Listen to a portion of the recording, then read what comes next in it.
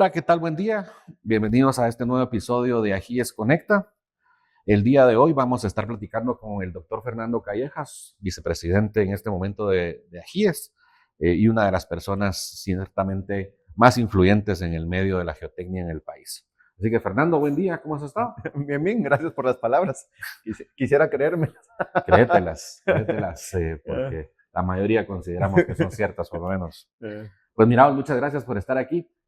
Fernando, hemos estado teniendo esta tónica donde queremos que se presenten, queremos que eh, las personas que nos están viendo por internet puedan saber un poco de la experiencia, qué es lo que has hecho. Entonces, brevemente, contanos cómo fue que decidiste vos involucrarte en el tema de la geotecnia.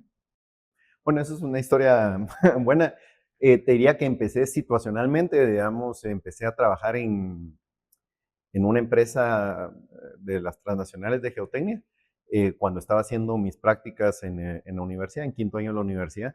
Entonces, realmente cuando entré a la empresa no estaba muy claro de qué eran lo que hacían. Y también como parte del proceso yo estaba más enfocado como en la parte estructural. Entonces yo estaba empezando a estudiar mi maestría en estructuras y estaba viendo, trabajando en suelos. Entonces completé, digamos, esta parte de estructuras, pero realmente me di cuenta que me sentía muy cómodo y me fue gustando hasta el punto que diría que hasta me apasiona el tema de la geotecnia. Entonces fue un proceso más bien, aunque empecé así trabajando, que duró bastante tiempo, ¿verdad? Y tuve la oportunidad de tener diferentes roles, desde los roles de cálculos, cuantificaciones, porque empecé haciendo planos, ¿verdad? Que es, Ujú. viendo, en ese tiempo todavía no había todas las cosas que hay ahora de soporte de software, sino que me pasaba una libreta de topografía y yo sabía usar AutoCAD, entonces pasaba la libreta del topógrafo así escrita con Ujú. rumbos y todo y la pasaba al plano.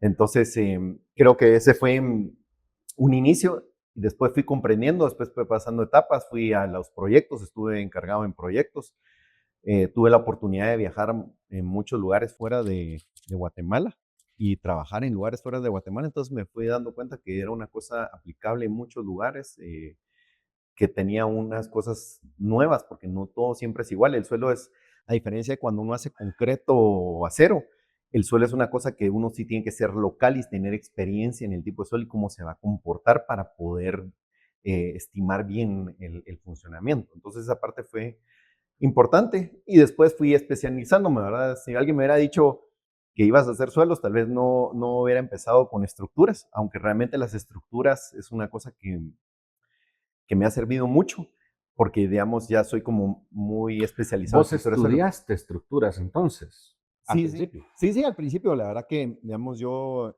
empecé estudiando ingeniería civil, o sea, soy de la del Valle, somos colegas de la del Valle. Y en quinto año eh, había la oportunidad de empezar a estudiar la maestría estando en quinto año en la universidad. Entonces ahí uno tal vez no tiene tan claro lo que quiere, sino que uno está como con una impresión, ¿verdad? Porque hasta que uno trabaja en lo que uno va a sacar su maestría es que uno sabe si realmente le va a gustar. Ujú. Entonces yo empecé un poquito a ciegas porque estaba como emocionado con esta idea romántica del ingeniero diseñador, eh, que la completé con el tiempo, saqué la maestría también en el Valle. Eh, y al final me di cuenta que lo que más me gustaba eran los suelos. Después de eso tuve la oportunidad de irme a España. En España saqué un posgrado en mejora del terreno y mecánica de rocas. Digamos, porque en la geotecnia uno mira básicamente el suelo, pero las rocas también son parte de lo que uno mira. Muy brevemente, ¿qué es la mejora del suelo desde el punto de vista que estudiaste? Brevemente. Sí, digamos, la mejora del suelo es que digamos, los suelos normalmente tienen una capacidad, pero nosotros tenemos que reconocer que hay una cosa que es lo que hace que falle el suelo, o sea, que tengamos una falla brusca y que todo se hundiera. Eso es falta de capacidad.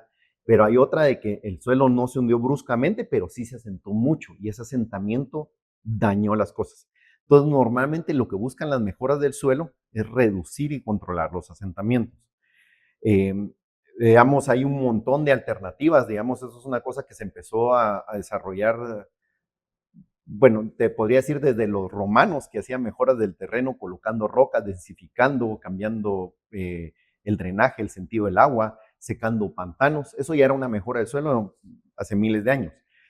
Pero, digamos, en la historia más moderna eso arrancó como en los tiempos de las guerras. Entonces, por ejemplo, había necesidad de hacer puentes. Entonces, ¿cómo sustituían el suelo malo? ¿Cómo densificaban? Una mejora de suelo, por ejemplo, que es un caso muy importante histórico, tal vez para ponértelo, es la iglesia esta de Santa María de la Salud en Venecia. Está en la entrada de Venecia. Esa iglesia está cimentada en pilotes, pero no son pilotes que cargan las columnas, sino que está 100,000 pilotes. Entonces, eso quiere decir que lo que hicieron fue sustituir el suelo por madera, que era más resistente, porque esa es la salida del río, ¿verdad? Entonces, ahí normalmente hay depósitos que son muy suaves. Entonces, eso desde el pasado hasta ahora hay mejoras del suelo. Entonces, ¿qué son las mejoras ahora? Ahora podemos hacer unos cálculos mucho mejores en hacer básicamente retículas. Las retículas colocan con elementos que resisten más. Estos elementos con un pad que distribuye la carga van a permitir que el suelo mejore y el asentamiento se use. Entonces, se reduzca y se puede utilizar el terreno mejor. Entonces, digamos, ahorita hay muchas alternativas, desde usar grava, que es más económico, a usar concreto, a usar drenaje, a usar compactación dinámica. O sea, hay muchas alternativas. Digamos, también parte de esto que cuando hablábamos antes de cómo llegué aquí, cuando yo estudié mi doctorado, mi doctorado es mejora del terreno. Entonces, prácticamente en mi doctorado yo tengo unos casos que son para mejora del terreno para licuefacción, ¿verdad? Cómo se comportan las mejoras del terreno para la licuefacción y cómo mejora el terreno para la permeabilidad, o sea, para reducir la permeabilidad. Entonces, digamos, ahí hay que entender que, digamos, hay unos que son para mejorar esto, hay otros para mejorar la permeabilidad, que por ejemplo se utiliza mucho en presas, ¿verdad? Porque en presas no crees que tu carga de agua salga por debajo de la presa y eventualmente le erosione y cause algún daño. Por supuesto. Excelente. Pues mira, Fernando, la idea, digamos, de invitarte a vos es porque tenés un espectro muy amplio realmente que a nosotros los ingenieros de estructura nos puede servir y estoy seguro que también a todas las personas que nos siguen en redes le puede llegar a parecer interesante porque Ciudad de Guatemala es un poco diferente al resto del mundo o de muchos mundos, por lo menos en donde no haya ceniza, ¿verdad? Porque esa famosa ceniza que hemos vivido algunos eventos a lo largo de nuestra vida, realmente ha hecho que tengamos las cosas, y lo voy a decir así muy cómicamente, llamémoslo así, o coloquialmente, la hemos tenido fácil aquí. Ese no es el caso completo de la República de Guatemala, definitivamente. Entonces, quisiera hoy que tratáramos un poquito precisamente por qué es que estamos en un lugar que podemos llamar desde el punto de vista geotécnico tan privilegiado. Contarnos un poquito cómo fue que se formó geológicamente el Valle de la Ciudad de Guatemala. Sí, eso es una muy buena pregunta y es digamos, lo que se va a volver el principal reto para la geotecnia en el tiempo en Guatemala. Digamos, nosotros en la ciudad estamos acostumbrados a tener pequeñas previsiones porque el suelo es muy bueno. Digamos, suelo como el de Guatemala no es tan poco común como creemos. Por ejemplo, cuando uno va a Santiago, en Santiago lo que hay es un depósito de grava muy compacta que va a comportarse muy parecido a lo que nosotros tenemos. En Irán hay en esto, por ejemplo, cuando uno va en Capadocia, en Turquía, ellos tallan la roca. Entonces, lo que es el valle de la ciudad de Guatemala es una cosa que en alemán viene de Graben, que quiere decir que es un cuenco, ¿verdad? Básicamente. Entonces, el valle de Guatemala antes era un cuenco que se rellenó con cenizas de los volcanes. Entonces, por ejemplo, cuando el Pacaya hizo erupción, cuando el Atitlán hizo erupción, tiraban ceniza. Ceniza que duró haciendo erupción tal vez siglos el volcán, ¿verdad? Y entonces fue tirando capas que cuando venían calientes le dieron una casi propiedad de roca.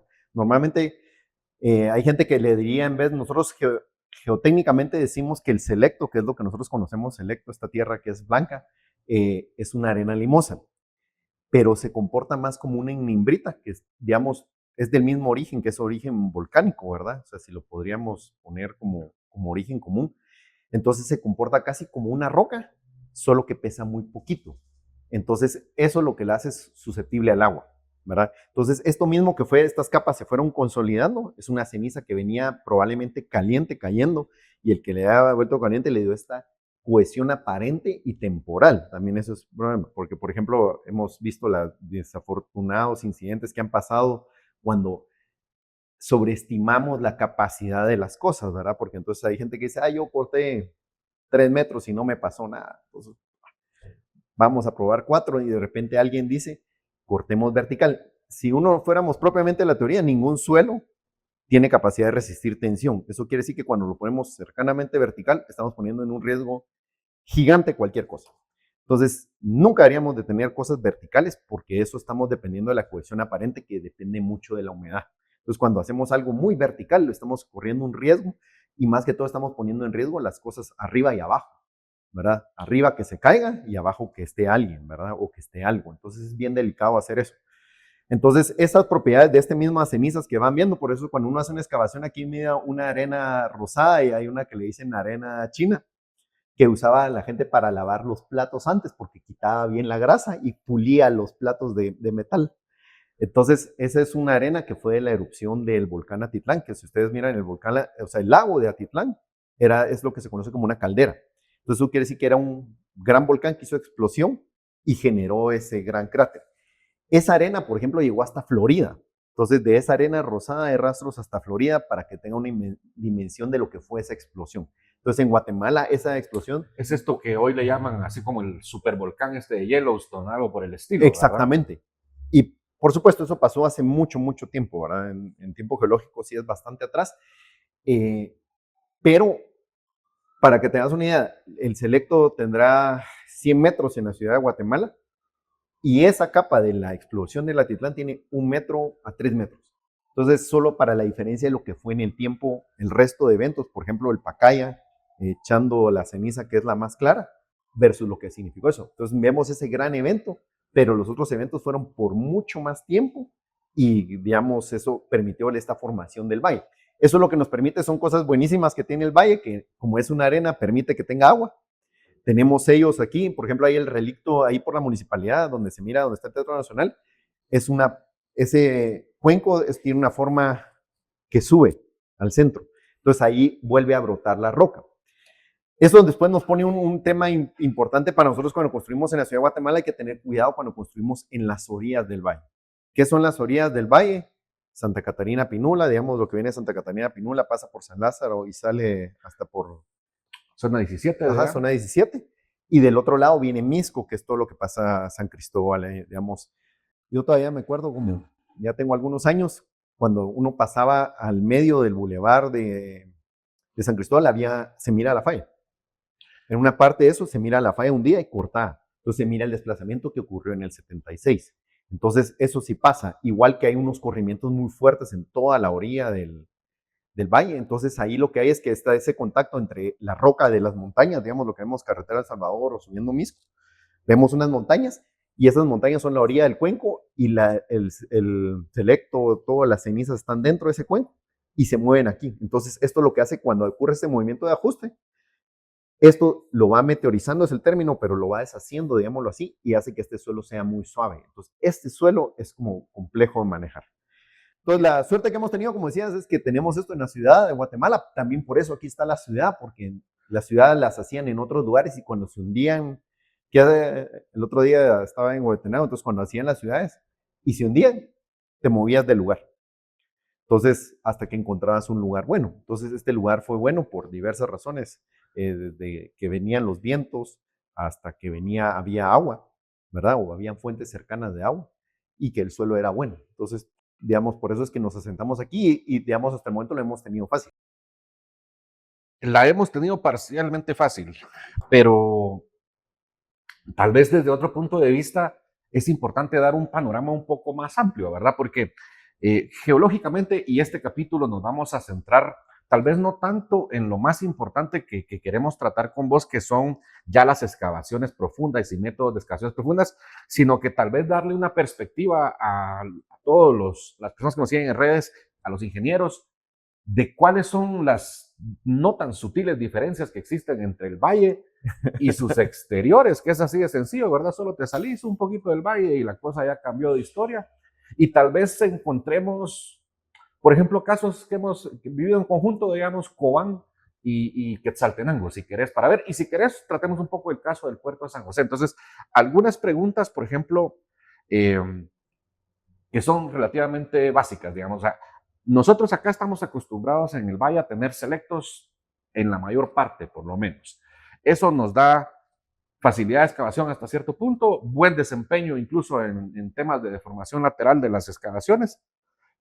Pero en Quetzaltenango, incluso recientemente tenemos un proyecto un poco diferente. Entonces, describinos un poco esa diferencia entre estas arenas que son bien duras y esos limos que existen por ejemplo, en Quetzaltenango.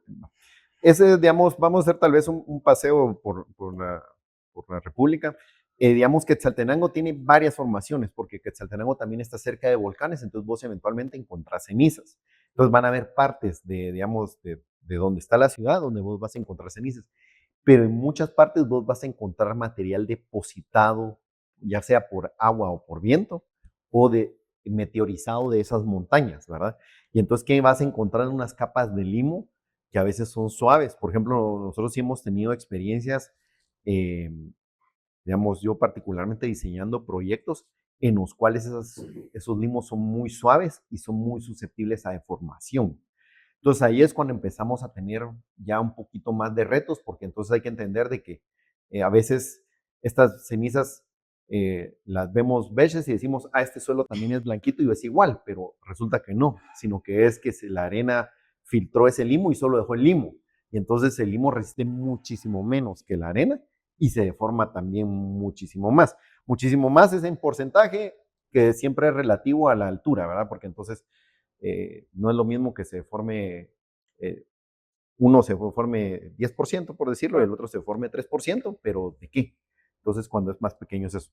Entonces, llegamos ahí y entonces hay muchas capas de depositación, hay muchas partes de Quetzaltenango, particularmente ahora que está creciendo hacia los exteriores. Por ejemplo, cuando vamos hacia el lado del aeropuerto, hay depositaciones cerca de los ríos, que son arenas que están sueltas porque no han sido compactadas, o sea, no han tenido cargas nuevas, digamos, son normalmente consolidados los suelos. Entonces, podemos encontrar, digamos, bastantes cosas. Ahora, cada vez que vamos saliendo, otra vez, ¿por qué está Quetzaltenango por donde está? Porque debe haber sido donde había más agua y mejor suelo. Ahora que vamos saliendo, que es lo que está pasando en todas partes, nos vamos acercando a suelos más complicados. Digamos, pasas ahí, te vas para el norte y te vas para Cobán. En Cobán es donde, digamos, lo que es Cobán hacia Puerto Barrios y hacia Petén es los lugares más complejos. Tal vez Petén no es tan complejo porque la capa meteorizada que está sobre la roca, porque, digamos, todas las pirámides que tenemos están hechas en caliza, o su gran mayoría. Eso es la roca que tenemos acá, que es la roca de donde hacemos el cemento, entonces es una roca que es muy buena. Cuando esa roca se meteoriza, quiere decir que le cae el agua, le pasa el viento y todo, se va volviendo arcilla.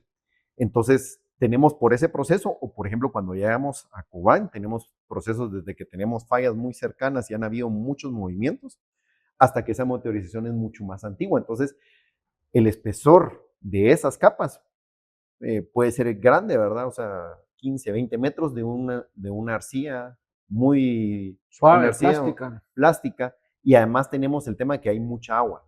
Entonces, esa es como la receta para tener un problema.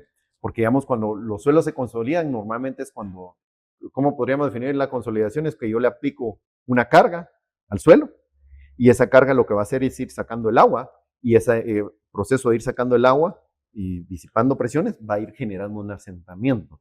Entonces, por ejemplo, en Cobán, una gran mayoría de las estructuras grandes que se han hecho están piloteadas. ¿Por qué? Porque tratar de cimentarse sobre algo suave implica o cimientos muy grandes o cimientos que, por muy grandes que sean, no pueden. Entonces, lo que se busca es que lleguemos a la roca. Cuando vamos saliendo hacia Puerto Barrios, digamos ahí, eso como es la salida de los ríos, el espesor de esto que hablamos, que puede ser 15 metros en Cobán, ahí puede ser 100 metros. Uno de mis primeros proyectos fue hacer una exploración para una planta que se iba a hacer ahí. Y fue de las primeras veces que se trajo, bueno, la primera vez que se trajo el CPT a Guatemala. Eso fue en el 2000, bueno, hace 26 años. Esa parte, mira, expliquémosla, porque yo creo que muy pocos tenemos el conocimiento. Yo ciertamente no estoy del todo claro. Explícanos qué es CPT y qué es SPT. Sí, eso es una súper buena pregunta. Digamos, el ensayo que más extendido está en la geotecnia es el SPT, que es el Standard Penetration Test. ¿Eso en qué consiste? Es un ensayo en que básicamente yo voy hincando a golpes un tubo y recolectando una muestra dentro de ese tubo. Entonces digo yo, es estandarizado porque es una altura determinada, entonces yo saco un valor n que es, mido los golpes en 30 centímetros, digámoslo así, en un pi. Entonces, digamos, un suelo que me cuesta hincar esto, 10 golpes acá, y tengo otro que es de 20 golpes, el suelo de 20 golpes va a ser mejor. Siempre con una referencia que hay una diferencia entre 20 golpes y en arena que 20 golpes en limo. Entonces, un limo de 20 golpes es un limo muy duro. Uno de 20 golpes una arena, pues va a estar ya densa, pero no va a ser muy densa, ¿verdad? Entonces, hay una diferencia. Entonces, ese es un ensayo que es bueno porque te permite sacar muestra, te permite verla. Es fácil, es, digamos, rápido, económico. Es eso. Si yo, digamos, si yo le dije, si esto lo dijera con la gente con la que estudié el doctorado, todos me estarían pegando con un bastón así en la cabeza, porque ese es un ensayo que no le gusta mucho a los geotecnistas. ¿Por qué? Porque tiene una variabilidad bien grande. Entonces, digamos, la variabilidad donde viene, que eso normalmente es hecho con una cuerda, jalado con un carrete y lo jalás, y el operador levanta la masa y la deja caer, la levanta y la deja caer. Entonces, eso es como bien variable la energía que vos le vas a transmitir. Por ejemplo, ahorita ya, digamos, nuestros equipos, por ejemplo, ya son automáticos. Eso quiere decir que ya no hay gente que los carga, sino que apachas el botón y vas y cuenta los golpes y todo. Pero a la gente no le gusta por eso y porque todas las cosas que sacas vos son correlaciones, ¿verdad? Porque entonces vos la muestra que sacas es alterada. Alterada quiere decir que pasó por un proceso que entre lo que lo corta y lo que recibe hay una diferencia grande. Entonces eso daña en cierta manera la muestra, o sea, la puede o deshacer o compactar. Entonces si yo la ensayara, no me reflejaría la realidad. Entonces eso, digamos, es en los inicios desarrollado en Estados Unidos y fue muy utilizado, por ejemplo, es donde empezaron a hacer eso, todo lo que era guerra, todo lo que era hacer caminos rápidos, todo lo que era para características, una caracterización sencilla, y después se expandió por esto mismo, que era rápido, relativamente fiable y económico. Después viene el CPT. El CPT es el Comp Penetration Test. El CPT lo que es desarrollado en Holanda y se desarrolló para reconstruir la ciudad. Entonces tenían que hacer muchos estudios de suelos muy rápidos, ¿verdad? Y como el suelo en los Países Bajos es muy, muy suave porque son marismas de depositaciones y está bajo el agua, ¿verdad? Entonces se buscaba algo para reconstruir todo después de la guerra, para que fuera rápido. Entonces encontraron esto, que es básicamente meter un sensor de presión y empujarlo. Y entonces ese sensor de presión va dando una gráfica de cuál es la presión a qué profundidad. Entonces eso es una cosa que actualmente es uno de los ensayos más fiables y digamos para la licuefacción es el ensayo de referencia. Entonces, si vos vas y querés hacer algo de licuefacción y te vas a estándar mundial, vas a tener que hacer CPT. Entonces, ese sensor, digamos, antes era un sensor que era eléctrico y que iba dando una gráfica como que fuera un sismógrafo, digámoslo así. En la actualidad eso ya es un equipo que está conectado a la computadora y tiene sismógrafo, tiene sensor de inclinación, tiene sensor de fricción y tiene el sensor de punta y un sensor de presión de poro. Entonces ahorita te puede decir si hay agua en el terreno, te puede decir la relación entre la punta y la fricción, te dice el tipo de suelo con una precisión, digamos, ahí estás hablando que puedes tener precisiones de milímetros, ¿verdad? O sea, entonces te va a dar una clasificación completa del suelo, del comportamiento del tipo de suelo, muy precisa. Te va diciendo si hay agua, te puede medir la velocidad de onda de corte. También te puede medir. Entonces, por ejemplo, el equipo que nosotros tenemos tiene, digamos que eso, cuando trajimos ese proyecto que te decía, trajimos al técnico de Canadá, porque entonces vinieron unos canadienses a hacerlo acá, porque no había, eso hace 26 años no habían equipos. Y lo hicimos en conjunto, vino un laboratorio alemán que era de Essen. Entonces vinieron los alemanes y vinieron los canadienses y la oportunidad de aprender de ellos. Entonces ellos ya tienen bien claro cómo funcionaba todo, sacaron los perfiles. Entonces, por ejemplo, ellos llegaron y bajamos a 100 metros. 100 metros. Imagínate bajar a 100 metros significa una cosa que podés primero hacerlo, porque no tan fácil bajar 100 metros. Eso es un súper buen punto. Por ejemplo, en la ciudad de Guatemala vos no puedes bajar más de 15 metros, en ningún caso. Digamos, nosotros hemos hecho cualquier cantidad de intentos, entonces lo que tiene eso es que cuando hay suelo muy duro, no es bueno para suelo muy duro. O sea, lo que te va a decir es que el suelo es competente, entonces es una buena noticia, pero para suelo muy duro no es el ensayo adecuado. Entonces, por ejemplo, cuando vos estás en el puerto, digamos, cambiándonos de lado, yéndonos al Pacífico, ahí es donde es muy bueno utilizar este sistema, porque entonces las arenas arriba están a veces sueltas, entonces va a bajar, ¿verdad? Y entonces vos pones unos anclajes y las máquinas traen unos anclajes y con eso se agarran. Entonces, ¿qué te permite eso? Ver eso, evaluás. Hay mucha investigación al respecto de eso, porque eso es como, se mira como el futuro, o se veía hace 30 años como el futuro de la geotecnia. ¿Por qué? Porque era un sensor con menos gente, no hay contaminación, porque por ejemplo a veces cuando haces sondeos vos perforás, metes lodos, entonces hay cosas. Y cuando ustedes, o más bien, sin entrar a temas tan comerciales, digamos, pero que sí creo que son importantes de conocimiento, cuando ustedes hacen sus ofertas, sabiendo que se compite entre diferentes empresas, digamos, ¿verdad? Y voy a decir algunas cuestiones siendo político, digamos, o hasta donde pueda. El tema es que el precio a muchas personas les parece bastante relevante y no entienden, francamente, quienes están contratando los servicios de los profesionales, no siempre, por lo menos, no se comprende claramente la diferencia entre tener una mejor investigación geotécnica y una peor investigación geotécnica. Entonces, nosotros desde el lado de la estructura, y eso sí quisiera yo ser específico en decirlo, a nosotros nos ha ido mejor, y así lo voy a decir tranquilamente, nos ha ido mejor explorando más y más profundo y con más exactitud. Sí. Entonces, esa mentalidad, ¿cómo podemos o cómo pueden ustedes desde el lado de la geotecnia tratar de transferir ese conocimiento a los tomadores de decisión, a los contratantes? Sí, mira, eso es el mayor reto que puedas tener. Digamos, ¿cómo ha pasado esto? Es primero, cuando vos haces suelos, lo que vos querés es confiabilidad, número uno, ¿verdad? O sea, la confiabilidad. ¿Por qué? Digamos, vos, por ejemplo, vos decís, este elemento me quedó pequeño, lo demuelo y lo vuelvo a hacer.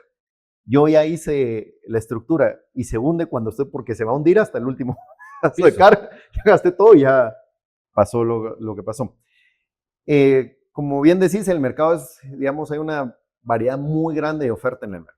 Entonces, ¿cómo lo tratamos de normar esto? Por ejemplo, yo cuando empecé en esto de la geotecnia, como yo empecé en el 2000, como en el 2005 tratamos de hacer el 2005-2004, tratamos de hacer el primer intento de normar las cosas.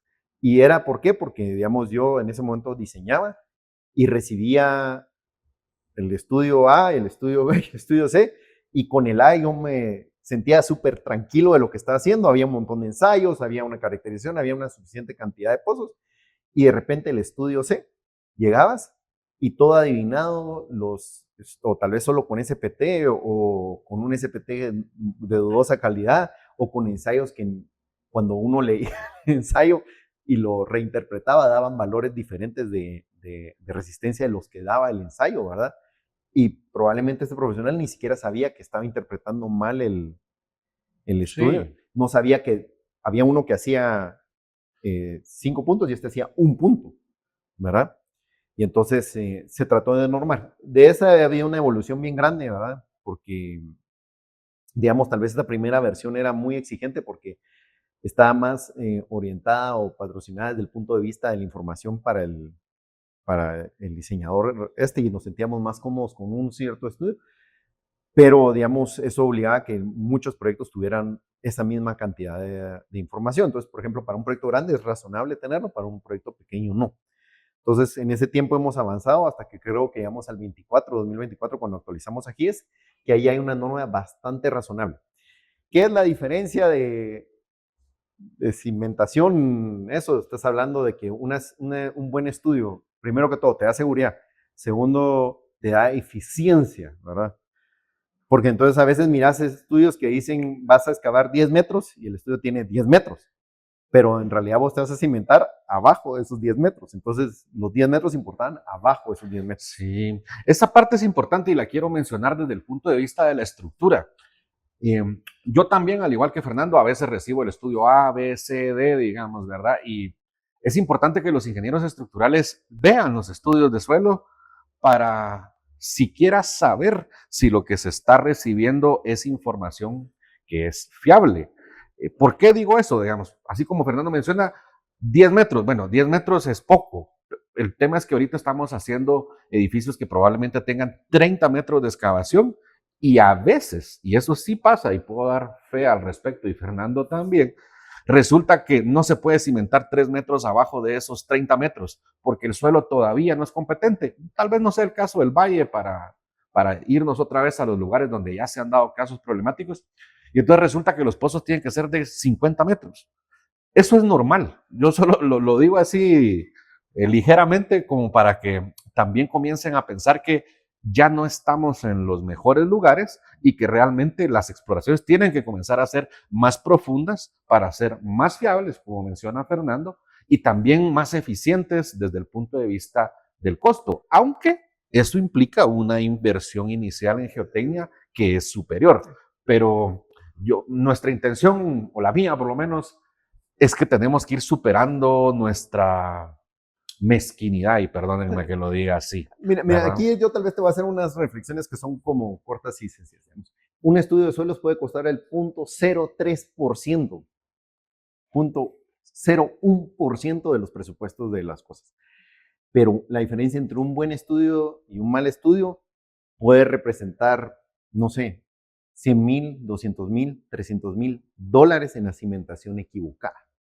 Entonces, digamos, el invertir pues, una cantidad muy pequeña de dinero te va a dar unos resultados mucho mejores. Y aunque no obtuvieras mejoras, pero vas a tener certeza.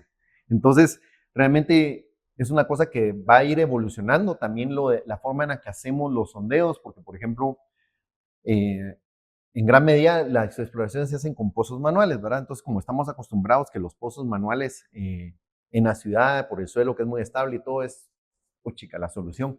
Pero cuando ya tenemos agua, suelos colapsables, eso va a poner en riesgo a la gente. Entonces, en cualquier otro país, si yo les contara otra vez siempre si yo les contara a mis colegas que hacemos pozos y sacamos muestras y metemos gente dentro de un pozo a 30 metros, a muchos les daría un poco de infarto. Pero ¿qué es lo que estamos migrando ahora? Digamos, ya hay muchas como directivas que ya nos está llegando el primer mundo, o digamos, tal vez no el primer mundo, sino que la importancia de la vida. Entonces ya vemos muchas cosas en las que estamos haciendo sondeos con máquina. Entonces, ¿por qué? Porque digamos, ya meter a alguien a 40 metros, como decís, 50 metros, el oxígeno ya no va a llegar y un día va a pasar una tragedia. Entonces nosotros, ¿qué vemos? Es que ya hay que tener los equipos para hacer eso. Entonces, digamos, equipos de esos hay. Por ejemplo, nosotros tenemos un equipo que llega a 400 metros. Sacas un testigo de suelo a 400 metros de profundidad. Tenemos equipos que sacan a 100 metros. Entonces, digamos, no hay una limitante real por equipos ni nada. Pero sí es muy importante que vamos a ir transicionando porque algún día, primero Dios, que no pase, puede poner en riesgo a alguien por meterlo en un suelo que va a ser malo, por creer que va a estar bien. Sí, entonces, lastimosamente eso pasa y simplemente no nos enteramos probablemente de las cuestiones, ¿verdad? Sí. Entonces, esa responsabilidad social, ¿verdad? Que tenemos que tener como ingenieros éticos, profesionales, tenemos que comenzar a pensar, ¿verdad? Que todo lo que hacemos, mucho de lo que hacemos en realidad es la vida de los operarios que están en campo. Entonces, eso no es negociable. Así es. Esa parte no es negociable. Y entonces, no quisiera entrar a detalle ahí con eso porque son temas ya legales delicados, ¿verdad? Y entonces, tenemos que simplemente aceptar que tenemos que tener conciencia, ¿verdad? Al respecto de lo que se está haciendo y entender que lo que se está haciendo ya no es pequeño, ya no es tan sencillo. Entonces, como hemos estado en esa etapa de transición, y ahí es donde comienza la cosa a ponerse interesante, porque la realidad es que las cosas han funcionado mayormente. O sea, voy a decir mayormente sin entrar a mucho detalle de nuevo, pero creo que sí tengo que mencionarlo, digamos. Si la cantidad de edificios que yo hubiera visto colapsada por la etapa de construcción fuera similar a lo que yo de algún grado tengo conocimiento de lo que colapsa durante la construcción en geotecnia, no, esto sería una catástrofe, digamos. Sí. Y entonces es importante saberlo. Yo tal vez te haría una analogía, mira, pues. Vos cuando tenés esto en el estudio de suelos, vos podés irte con el médico recién graduado que te va a tomar la temperatura con la mano, te va a hacer así, te va a decir, sí, usted necesita que le estirpe el apéndice. O puedes ir con el chato que te hizo los ensayos de laboratorio, vio que te hizo sangre y salió alguna cosa alterada. O puedes ir con el que te hizo la resonancia, el estudio de todo. Entonces, digamos, para cada caso hay un balance. Tienes una gripe, esto está bien, ¿verdad? O sea, no vas a hacer la resonancia. Pero probablemente vos, antes de operarte en una cosa grande, no querés ir con el que solo te va a sentir que tenés temperatura, sino que vas a querer ir con el que hizo la resonancia, con el que hizo la radiografía, te hizo los estudios completos. Y siempre va a ser, pues, estoy en el medio y no me alcanzo. Entonces, ¿qué es esto? Que, digamos, hoy la tecnología ha avanzado una barbaridad. O sea, digamos, con proyectos que hemos tenido con vos, por ejemplo, cuando hacemos el downhole no se hacía para edificios antes. Entonces, ¿qué te permite eso? Una caracterización mucho mejor de cómo va a responder el suelo. Para quienes, voy a cortar ahí un poquito, digamos, y esto es una cuestión que le puede ser útil a los ingenieros estructurales y también a los ingenieros que están haciendo geofísica, ¿verdad? La caracterización del suelo, esta que le decimos BS30, evidentemente es la que está abajo de la cimentación, ¿verdad? Tendríamos que estar claros de eso. No puedo decir yo voy a hacer 30 metros de sótanos y hago mi caracterización de velocidad de onda en la parte de encima del suelo. Eso es ilógico, ¿verdad? Estaríamos de acuerdo.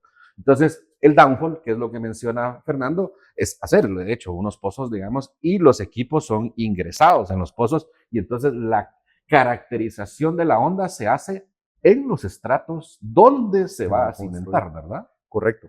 Entonces, esa parte, por ejemplo, es un avance muy bueno. Vos has visto la diferencia entre hacer, porque digamos, hay otra vez diferentes métodos. Puedes hacer métodos desde la superficie, en el cual la calidad, otra vez eso depende de equipos y todo, pero la calidad de la información no es tan buena porque ya llega con mucho ruido, con mucha basura la información, entonces procesarla cuesta mucho.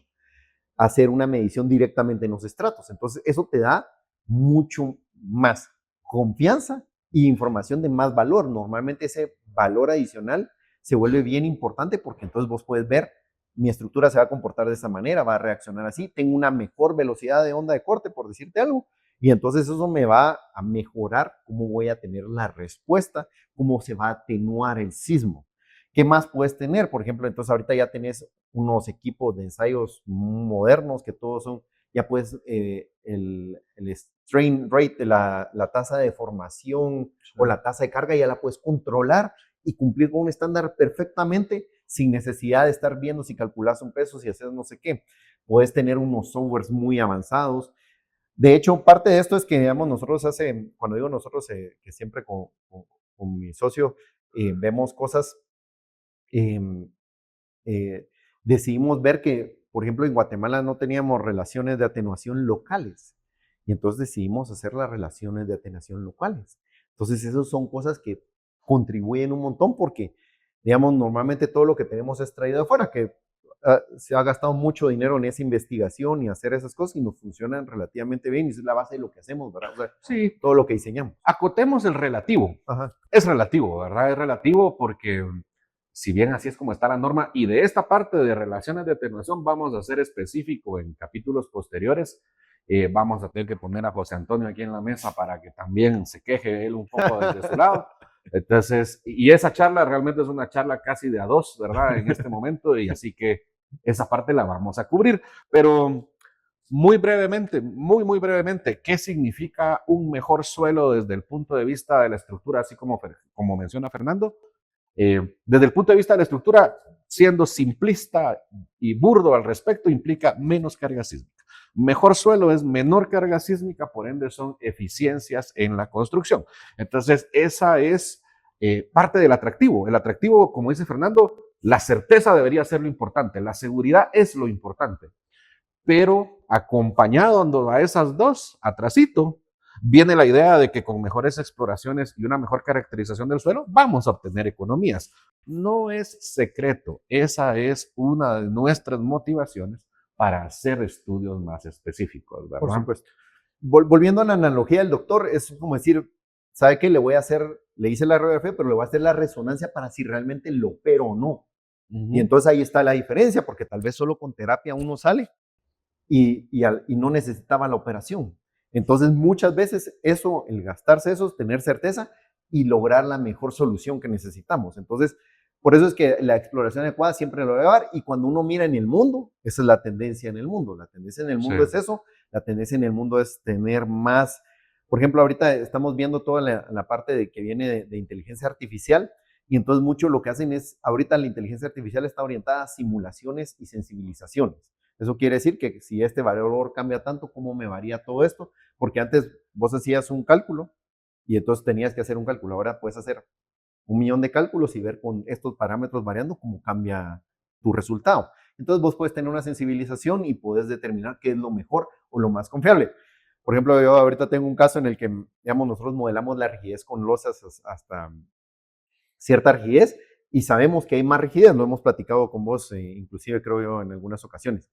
Pero eso lo que permite es que no estamos atados a que tenés que tener un elemento muy rígido que sea capaz de tomar toda esa rigidez, porque si tenés una nariz de losa, se va a deshacer, ¿verdad? Entonces hay veces que siempre, aunque tengas todas las evidencias, que hay que tener un cierto criterio que te dice, en este momento puedo ser más o menos conservador. Sí, esa parte es nada menos que un arte, ¿verdad? O sea, eso es arte hasta cierto punto y depende, como todas las cosas, depende del conocimiento de las personas, qué tanto se educaron, qué tanto leemos, cómo, incluso cómo nos relacionamos, ¿verdad? Hasta cierto punto con nuestros pares, llamémosle, ¿verdad? De esa forma. Entonces, es bien importante.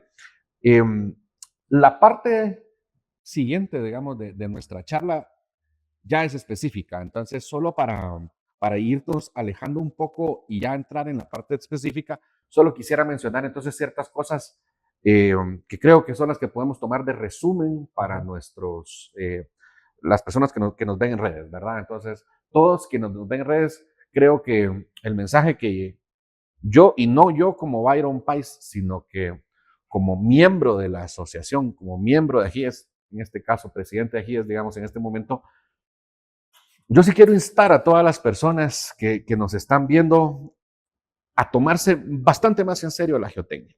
Actualmente vamos a describir en el siguiente capítulo, voy a mencionar algunas de las cosas que pasan durante el desarrollo de los proyectos, sin ser específico, obviamente, ¿verdad? Pero sí quiero instarlos a que entendamos y que comprendamos que hacer mejores exploraciones geotécnicas lleva a resultados mejores, más certeros y voy a decir un número, en el 95% de los casos más económicos. Entonces, sí es bien importante que comencemos a hacer esto, que comencemos a exigir. Esa parte es importante. El ingeniero estructural tiene la ventaja que por su posición de diseñador puede exigir. Entonces debe exigir desde mi punto de vista. Entonces debe exigir que los estudios sean más completos, que venga la cantidad de pozos correcta de norma, con la profundidad correcta de los sondeos en función de las características del sitio. Eso debe ser exigido.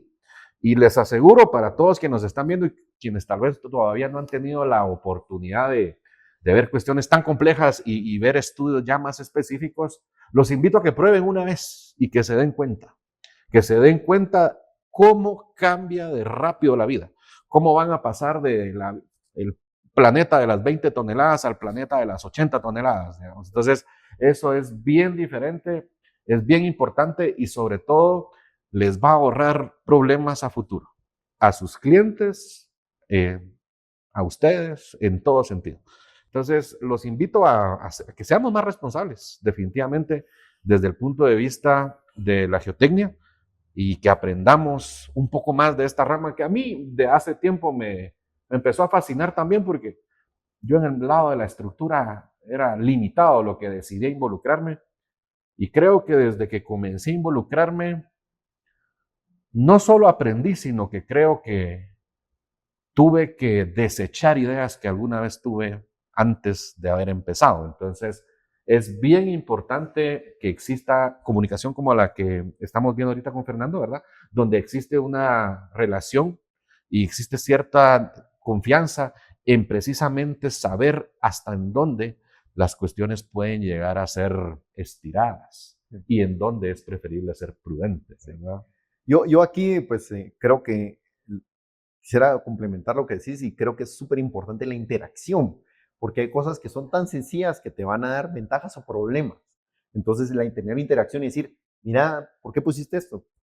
Normalmente la relación debería ser nunca sentirse cuestionado, o sea, de que estás haciendo mal o bien, sino que es, quiero saber, y el entender que así van a ser las relaciones o las relaciones que buscamos de tener, porque eso nos va a hacer más seguros y más eficientes.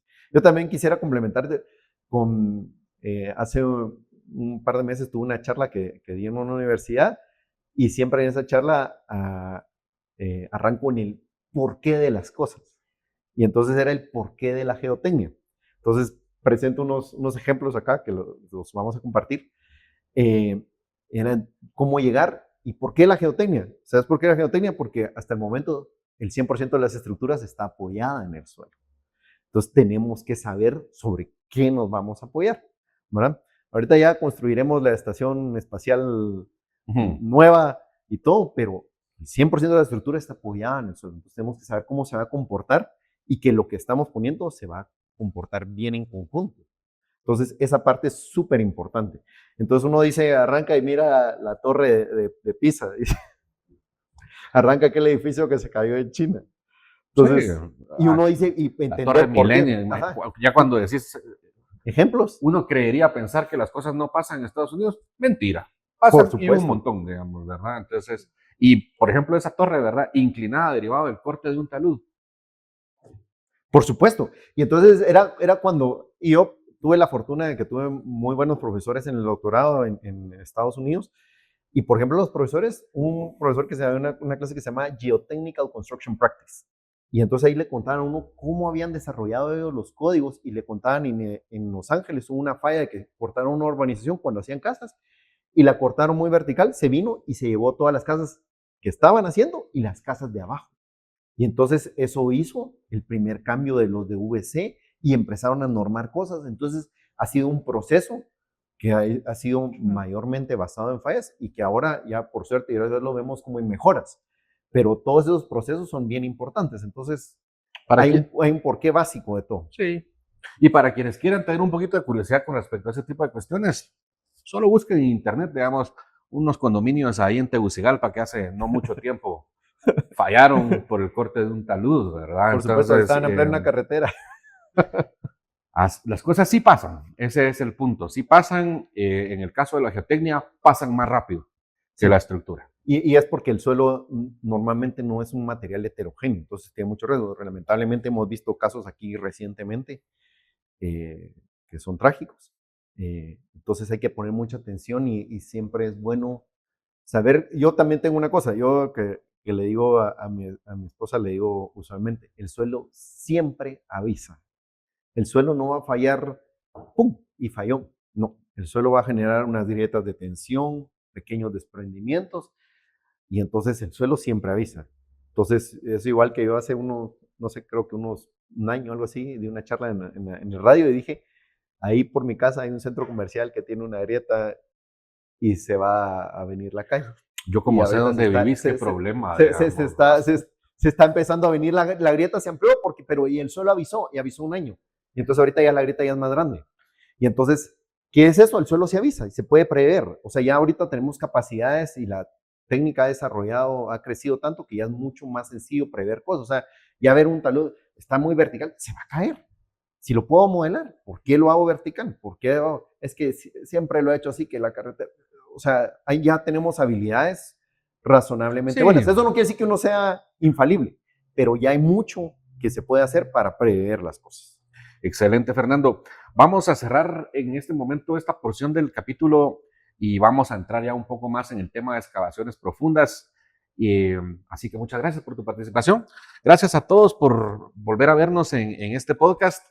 Este es de los interesantes, entonces sí, por favor, ayúdennos a propagar la información, compártanos, denle like y con mucho gusto nos volvemos a ver en la próxima edición del podcast. Muchas gracias a todos y pasen un buen día. Buen día.